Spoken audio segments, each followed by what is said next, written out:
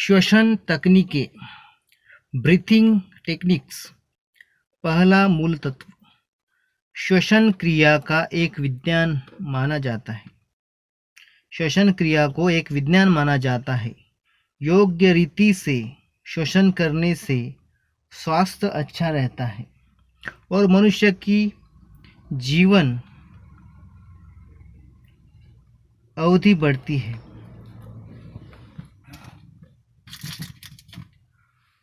मनुष्य की जीवन अवधि उसने श्वसन की क्रिया के कितने आवर्तन पूर्ण किए इस पर निर्भर होता है। मनुष्य जीवन अवधि उसने श्वसन क्रिया के कितने आवर्तन पूर्ण किए इस पर निर्भर होती है। श्वसन क्रिया को एक विज्ञान माना जाता है। शरीर का जैविक विद्युत बायो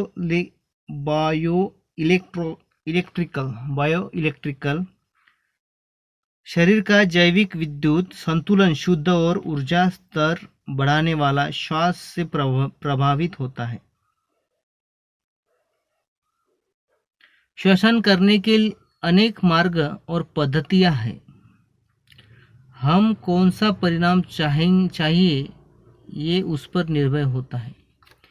यहाँ पर मैं श्वसन की ऐसी खास प्रणाली के बारे में समझाने जा रहा हूँ जो कुंडलिनी ध्यान की नींव है। यह बात बहुत महत्वपूर्ण है और कुंडलिनी साधना की शुरुआत करने के पहले ही साधक को इस श्वसन पद्धति पर प्रभुत्व पाना जरूरी है और अपने दिन प्रतिदिन की गतिविधियों में समाविष्ट करना आवश्यक है। शारीरिक और मानसिक तौर पर श्वसन क्रिया को नियंत्रित किया जा सकता है। श्वसन क्रिया को नियंत्रित करने पर यह नाड़ी की गति को, रक्तचाप को, पाचन क्रिया को, वीर्य स्थलन को और अन्य अंतःस्त्रावों को संचालित करता है। सही श्वसन क्रिया में चक्रों और नाड़ियों द्वारा ऊर्जा शरीर के सब अंगों में बांटा जा सकता है। सही श्वसन क्रिया के जरिए अनेक रोगों से मुक्ति मिल सकती है। मनुष्य के शरीर में दो मुख्य प्रणाली है। श्वसन क्रिया के जरिए अनेक रोगों से मुक्ति मिल सकती है। मनुष्य के शरीर में दो मुख्य प्रणाली है, श्वसन पद्धति, पाचन पद्धति। जिस श्वसन प्रक्रिया को मैं समझाने जा रहा हूँ वो श्वसन पद्धति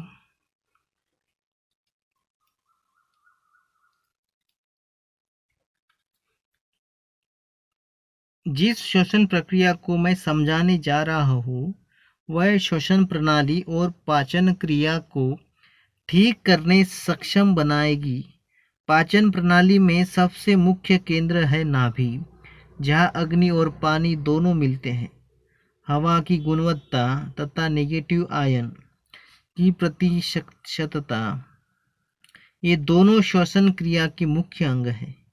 नेगेटिव आयन और पॉजिटिव आयन की प्रतिशतता अनुपात में होना चाहिए। नेगेटिव आयन नेगेटिव विद्युत आवेश को वहन करने वाला सक्रिय आश्विक कण है।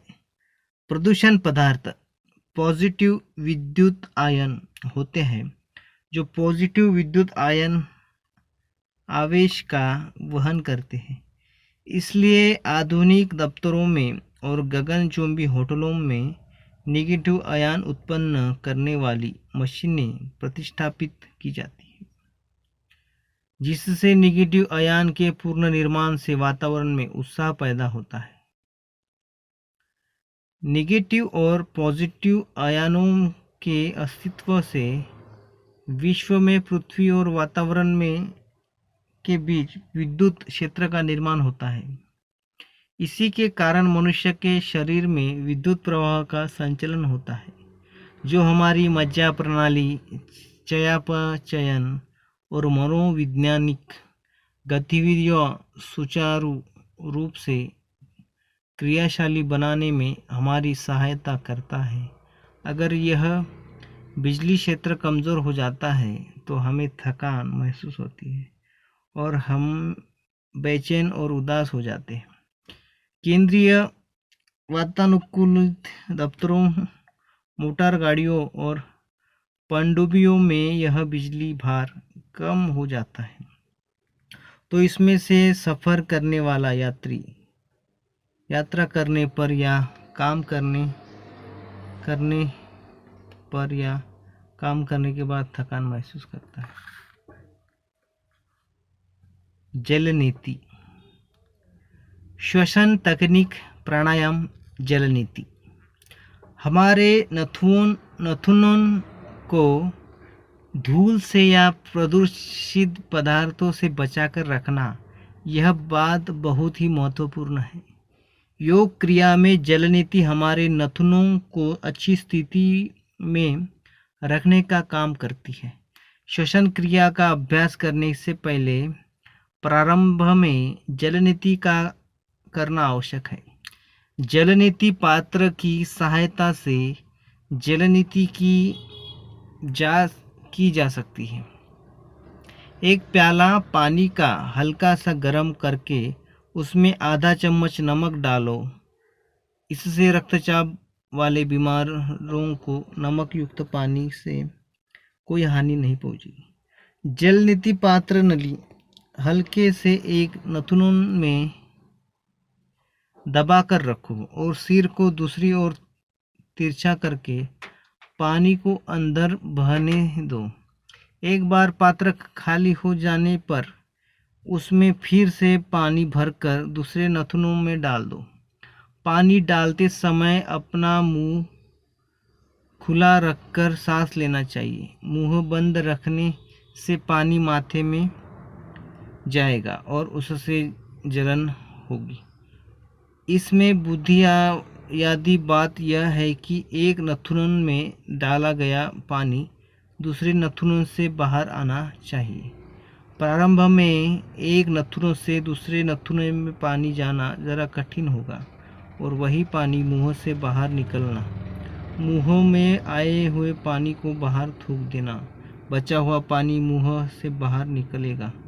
लगातार 4-5 दिन अभ्यास करने से पानी एक नथुने में से दूसरे नथुने में जाकर बाहर जाएगा। आगे चलकर मुंह से पानी बाहर नहीं आएगा। बचे हुए पानी से गरारे करने से गले में रोगाणु संसर्ग नहीं होगा। जल नीति के बाद मुंह या नाक सादे पानी से मत धोना। बचा हुआ नमक युक्त पानी का भाग नाक और मुंह में वैसा ही रहने दो। जल नीति नियमित रूप से की जाएगी तो साइनस, सिरदर्द जैसे श्वसन की प्रमुख समस्याएं काफ़ी हद तक कम हो सकती है। रोगी की ऐसी दीर्घकालीन समस्याओं को दूर करने के लिए उसको दिन में 2 बार जल नीति करने की और सामान्य लोगों को दिन में 1 बार जल नीति करने की सलाह दी जाती है।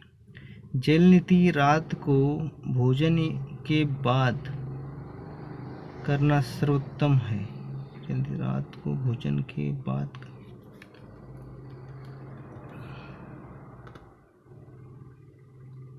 शरीर में हल्की गर्माहट लाने के लिए प्राणायाम के पूर्व करने के व्यायाम प्रकार।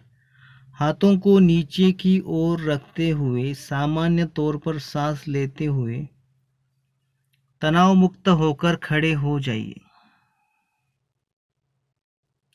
दोनों हाथों को कंधों के समतल तक लाकर दोनों हथेलियां एक दूसरे के सम्मुख रखिए और सांस को सामान्य रखिए, जैसे कि चित्र में क्रमांक 1 में दिखाया गया है। सांस अंदर लेकर दोनों हाथों को दोनों कंधों की ओर कंधों के समतल ले जाइए। अपने सांस को 5 सेकंड तक रोक के रखना, जैसे कि चित्र क्रमांक 2 में बताया। जैसे आप अपने हाथों को फिर से कंधों के समतल अपने आगे लाएंगे, तब सांस बाहर छोड़िए। तनाव मुक्त होकर अपने हाथों को फिर से वापस प्रारंभिक स्थिति तक लाकर हथेलियों को नीचे की ओर रखिए, पाम्स फेसिंग डाउनवर्ड्स। इसी प्रकार 2 से 5 मिनट तक व्यायाम कीजिए। प्राणायाम करने के लिए हो सके तो पद्मासन की मुद्रा में बैठना उचित होगा। प्राणायाम जैसे कि नीचे की तस्वीर में दिखाया है। प्राणायाम करते समय ऐसे साफ सुथरे कमरे में बैठिए जहां कम से कम फर्नीचर जैसे पलंग, कुर्सियां, मेज आदि सामान और अन्य सामग्री कम रखी गई हो। कमरे की पूर्व दिशा में और उत्तर दिशा में बोझ कम होना चाहिए। इससे शरीर और मन पर होने वाला प्राकृतिक तनाव कम होने में मदद होगी। कमरे की एक खिड़की खुली रखिए ताकि कमरे में हवा का मुक्त संचार होना और वैश्विक ऊर्जा का बहाव भी अच्छा होगा। जिस दिशा में सूर्योदय होता है उस पूर्व दिशा की ओर मुंह कर बैठे। बैठते समय किसी कपड़े पर या तुवाल पर बैठिए। रासायनिक या कृत्रिम पदार्थों का उपयोग मत कीजिए। फर्श पर बैठे न सकने वाले कुर्सी पर बैठ सकते हैं। बैठते समय मेरुदंड की सीधा रखना चाहिए। सिर और कंधे शिथिल होने चाहिए और शरीर बिना हलचल के स्थिर रखना चाहिए। अगर आप फर्श पर बैठे हैं तो सबके से पहले टांगों को सामने की ओर लंबे करके बैठिए। एक टांग को मोड़कर पैर को विरुद्ध जांघ के ऊपर रखिए। पैर को तलार ऊपर की ओर करके रखना चाहिए और एड़ी पेट के निचले भाग की ओर उसे स्पर्श करती हुई या उसकी ओर रखनी चाहिए। अब दूसरी टांग को भी मोड़कर उसका पांव भी दूसरी घाव पर रखिए। इसी अवस्था को पद्मासन मुद्रा कहते हैं। श्वसन की अनेक प्रविधियां टेक्निक्स है। उनमें से एक प्रविधि के बारे में मैं बताने जा रहा हूँ, जिसका क्षेत्र है पेट का संपूर्ण भाग। छाती और पेट के बीच में एक मध्यपट डायफ्राम है, जो फेफड़े और पेट का विभाजन अलग अलग भागों में करने की महत्वपूर्ण भूमिका निभाता है। इस प्रविधि के 4 चरण हैं। ये इस प्रकार है। स्टेजेस: इनहालेशन, पूरक सांस अंदर लेना। रिटेंशन, अंतःकुंभक सांस रोक के रखना। एक्सहेलेशन, रेचक सांस बाहर निकालना। पॉज, बाहिर कुंभक अल्प समय के लिए रुकना। पूरब, इनहेलेशंस, योग्य मुद्रा में बैठने के बाद हवा को धीरे धीरे अंदर लीजिए और उसे फेफड़े और पेट के निचले भाग के अंतिम भाग तक खींचिए। गुब्बारे में हवा भरने से वहाँ जैसा फूलकर बड़ा होता है, वैसे ही हवा अंदर लेने से फेफड़े, मध्य पेट और पेट भी फूलकर बड़े होंगे। हवा अंदर भरते समय आहिस्ते और अबाध रूप से भरो। सांस लेते समय जोर से मत लीजिए, नहीं तो उससे आपको बेचैनी होगी। पूरब की आखिरी अवस्था में हवा को धीरे से गेंद की तरह अंदर पेट के खाली स्थान पर ढकेल दीजिए। ऐसा करने से पेट गुब्बारे की तरह बाहर की ओर फूला हुआ नजर आएगा। शुरू में इस क्रिया को सुविधाजनक मन चाहे तरीके से कीजिए और बाद में धीरे धीरे उसकी त्रुटियों हरेक चरण पर निकालकर उसमें सुधार लाइए। सामान्यतः मनुष्य को सांस लेने के लिए 4 से 6 सेकंडों की ज़रूरत होती है। अभ्यास के बाद श्वास पर नियंत्रण होना चाहिए। धीरे धीरे 11 से 12 सेकंड में एक सांस लेनी चाहिए। धीरे धीरे 11 से 12 सेकंड में एक सांस लेनी चाहिए। अंतःकुर्भक रिटेंशन आमतौर पर श्वास रोकने की क्रिया 3 से 5 सेकंडों तक की जाती है। अगर आपको 10 सेकंडों से अधिक समय तक श्वास अवधारण करना है तो यह क्रिया किसी अर्हता प्राप्त प्रशिक्षित गुरु की निगरानी में करनी चाहिए। श्वास अवधारण की अवधि हमें अधिक लाभदायक नहीं है, लेकिन इसे योग्य तरीके से करने से जरूर लाभ होगा। श्वास अवधारण के दौरान अनेक गतिविधियां होती हैं। इस अवधि में सारे शरीर की कोशिकाएं एक साथ सांस लेना शुरू करती हैं, जिससे हृदय की धड़कन और रक्तचाप कम होता है। शरीर में जटिल गतिविधियां होने से रोगोपचार लाभ प्राप्त होते हैं। श्वास अवधारण से प्राणवायु की मात्रा अधिक बढ़ती है और ज़्यादा कार्बन डाइऑक्साइड को शरीर के बाहर निकाला जाता है। इस प्रकार की श्वसन प्रक्रिया से शरीर में पहले पेट के निचले हिस्से में गर्मी बढ़ती है और उसके पश्चात सारे शरीर में फैल जाती है। इससे अपचन, कब्ज और पाचन संबंधित बीमारियां कम हो जाती हैं। रेचक एक्सहेलेशन पूरब से रेचक या उच्छ्वसन एक्सहेलेशन अधिक महत्वपूर्ण है। रेचक करने से पहले हमको पूर्णतः तनाव मुक्त होना चाहिए। इसके पश्चात जीभ से तालू को दबाकर पहले फेफड़ों से करना चाहिए और बाद में पेट से करना चाहिए। मध्यपट डायफ्राम को छाती की ओर ऊपर उठाते हुए पेट की दीवार को अंदर खींचना चाहिए, जिससे हवा पूरी तरह से बाहर निकल जाएगी। यह क्रिया करते समय चूक होने पर बासी अशुद्ध हवा के अवशेष और विषाक्त पदार्थों फेफड़ों के अंदरूनी भागों में रह जाते हैं। के दौरान फेफड़ों में ताजी शुद्ध हवा फिर से भरने के लिए अशुद्ध हवा को पूर्णतः बाहर निकलना चाहिए। अंत में पेट की दीवारों और अन्य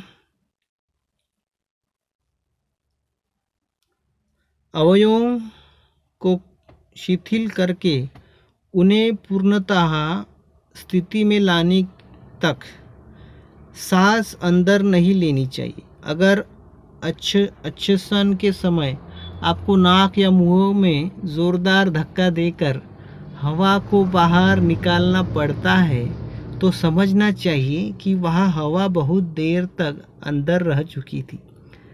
अच्छसन के लिए व्यक्ति को 11 या 12 सेकंड का समय लेना चाहिए।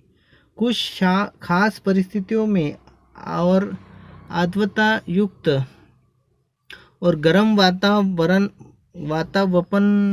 में शरीर के अधिक तापमान कम करने के लिए मुंह खोलकर आश्वासन करना लाभदायक हो सकता है। अल्प विराम पॉज। आश्वासन के बाद जब फेफड़े पूर्ण रूप से खाली हो जाते हैं तब गले को दबाकर रखने से हवा फेफड़ों के खाली भाग में फिर से प्रवेश नहीं करेगी। अब पेट की दीवार और मध्यपट को शिथिल होने के लिए अल्प विराम कीजिए और फिर से धीरे से अगला श्वसन प्रारंभ कीजिए। अधिक देर तक विराम करना गलत बात है क्योंकि हवा की कमी से अगले श्वसन के लिए हाँफते हुए हवा अंदर लेनी पड़ती है। पेट के अंदरूनी अवयवों और ग्रंथियों पर पेट के दबाव को बढ़ाने के लिए गुदद्वार बंद करना लॉक चाहिए। जब श्वसन क्रिया अंतिम चरण तक पहुंचती है तब गुदद्वार पर विशेष ध्यान देना चाहिए। गुदद्वार के गोलाकार घेरे को बंद करके उसके छेद को बंद करना चाहिए। इसके आगे की सिकुड़न को अंदर तक और बलशाली बनाकर पहले घेरे के बाहर 1 इंच की जगह तक संकुचित करना चाहिए। गुदद्वार को कसकर संकुचित करने से कमर के नीचे वाला भाग, पुरुषों की पुरस्थ ग्रंथियां, स्त्रियों का मासिक रजोधर्म, पुरुषों के अंडकोश और स्त्रियों के बीजांडकोश से द्रव स्राव होना तथा मूत्र विसर्जन आदि क्रियाओं की क्षमता बढ़ती है। गुदद्वार को कसकर बंद करके अभ्यास से उसके गोलाकार मांसल घेरे पुराने रक्त को फेंक कर शुद्ध रक्त को लाने में सफल होते हैं। मैं इसके बारे में यह सलाह देना चाहता हूँ कि मल विसर्जन के लिए शौचालय जाने पर उकड़ू बैठकर मल द्वार को बंद करने का अभ्यास करना चाहिए। स्त्रियों की खास शिकायत होती है कि पेट के व्यायाम प्रकार से उनका पेट बाहर की ओर उभरने लगता है। यह एक छोटी सी गलती के कारण होता है। पेट के व्यायाम करते समय पेट को कसकर अंदर खींचना चाहिए। श्वसन प्रणाली में यह दूसरा बंद है। सामान्यतः श्वास नियंत्रण के चारों चरणों के दौरान आरंभ से अंत तक लोग पेट की दीवार को पूर्णतः शिथिल रखते हैं, जिसके कारण पेट गुब्बारे की तरह फूलता है और उसका आकार मटके के समान गोल हो जाता है। इससे बचने के लिए पेट पर भीतरी दबाव थोड़ा बढ़ाकर पेट को अंदर कसकर खींचकर श्वास अवधारण का अभ्यास कीजिए। यह बात गुदद्वार को बंद लगाने पर आसानी होगी। तीसरा है गले का बंद। गले की सांस पेशियों को संकुचित करके गले के श्वसन द्वार को बंद कीजिए। शुरू में गले का बंद लगाना कठिन होगा, लेकिन श्वसन प्रणाली की सुचारू रूप से करने के लिए धीरे धीरे इसे समाविष्ट की जा सकता है। समयावधि का मापन मन ही किया जा सकता है। कुछ लोगों को इसे करने में कठिनाई होगी, इसलिए वे लोग समय मापन करने के लिए विराम घड़ी या कलाई घड़ी, स्टॉप वॉच या रिस्ट वॉच का उपयोग कर सकते हैं। अंत श्वसन और उच्छ्वसन करते समय पेट और नाभि के भागों का विस्तारित और संकुचित होते देखते रहना चाहिए। श्वसन क्रिया के दौरान श्वास की लयबद्धता होनी चाहिए। श्वसन शांत और धीमी गति से करना चाहिए। इसमें जल्दबाजी नहीं होनी चाहिए। श्वसन क्रिया का अभ्यास करते समय उसी में पूरा ध्यान केंद्रित करना चाहिए। मन इधर उधर भटकने से लयबद्धता खंडित होगी। नियमित रूप से अभ्यास करने से श्वसन क्रिया दोष रहित होगी। आरंभकर्ताओं को सिर चकराना, संज्ञा शून्यता या मांसपेशियों में हल्का सा कंपन महसूस हो सकता है, लेकिन इसमें चिंता की कोई बात नहीं। लगातार और लंबी देर तक अभ्यास से विषाक्त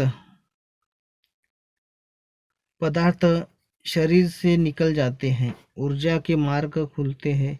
काफ़ी प्रगति हो जाने पर नियमित रूप से दिन में 2 बार अभ्यास करना चाहिए। आपके शरीर में अनेक बदलाव होंगे। आप स्वनियंत्रित हो जाएंगे और आपकी एकाग्रचित्तता में विकास होगा।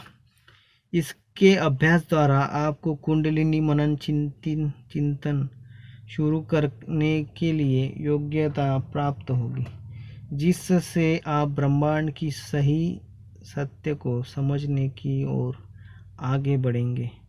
कुछ तकनीकी कारणों की वजह से कुंडलिनी श्वसन प्रणालियों के संदर्भ में विस्तार पूर्वक नहीं बताया गया।